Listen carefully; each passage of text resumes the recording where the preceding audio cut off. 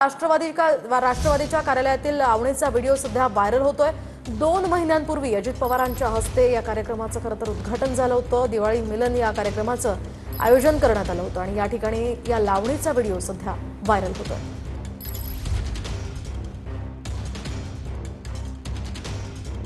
अधिकची माहिती जाणून घेऊयात आमचे प्रतिनिधी गजानन उमाटे यांच्याकडून। गजानन, काय अधिकचे अपडेट्स या संदर्भात? नक्कीच राष्ट्रवादी अजितदादा गटाचे शहराध्यक्ष यांनी एक दिवाळी मिलन कार्यक्रम आयोजित केला होता आणि या कार्यक्रमामध्ये एका महिला पदाधिकाऱ्यांनी चक्क लावणीवर डान्स केलेला आहे, नृत्य केलेलं आहे आणि राष्ट्रवादी अजितदादा गटाच्या शहर कार्यालयातलं हे दृश्य आहे आणि त्या ठिकाणी शहराध्यक्ष यासह शहरातले जे प्रमुख राष्ट्रवादीचे पदाधिकारी आहेत ते त्या ठिकाणी उपस्थित आहे आणि त्यांच्या समोर हे दृश्य, हे नृत्य जे आहे ते त्या ठिकाणी सादर करण्यात आलेलं आहे।